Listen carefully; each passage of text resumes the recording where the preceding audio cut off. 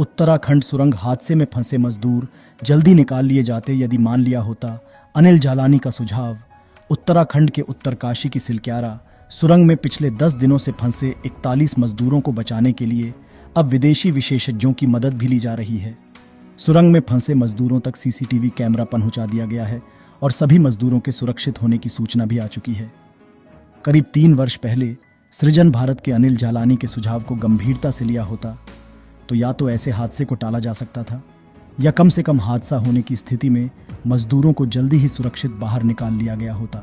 सृजन भारत के अनिल जालानी ने नॉर्वे की यात्रा के बाद विगत 20 जुलाई 2020 को सड़क परिवहन मंत्री नितिन गडकरी और केंद्रीय सड़क अनुसंधान संगठन के निदेशक को पत्र लिखकर देश में सुरंग निर्माण तकनीक संस्थान की स्थापना करने का सुझाव दिया था।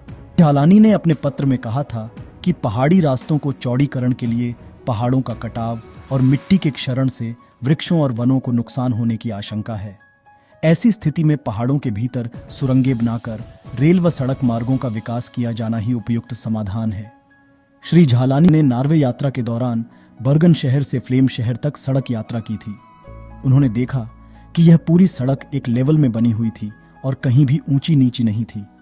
रास्ते में पड़ने वाले पहाड़ों में से सुरंग बनाकर सड़क निकाली गई थी। श्री जालानी ने अपने पत्र में कहा था कि देश की भौगोलिक स्थिति को देखते हुए देश में सैकड़ों सुरंगों की आवश्यकता है। उल्लेखनीय है कि विगत कुछ वर्षों से देश के सड़क मंत्रालय द्वारा लद्दाख और अन्य दुर्गम पहाड़ी क्षेत्रों को जोड़ने के लिए दर्जनों सुरंगों का निर्माण भी किया गया है। श्री जालानी ने सुझाव दिया था कि देश को अत्यधिक सुरंगों की आवश्यकता को देखते हुए देश में पृथक से एक सुरंग निर्माण तकनीकी संस्थान को स्थापित किए जाना चाहिए ताकि सुरंग निर्माण के दौरान आने वाली कठिनाइयों और संभावित दुर्घटना की स्थिति में बचाव के उपायों पर विस्तृत शोध और अध्ययन किया जा सकता।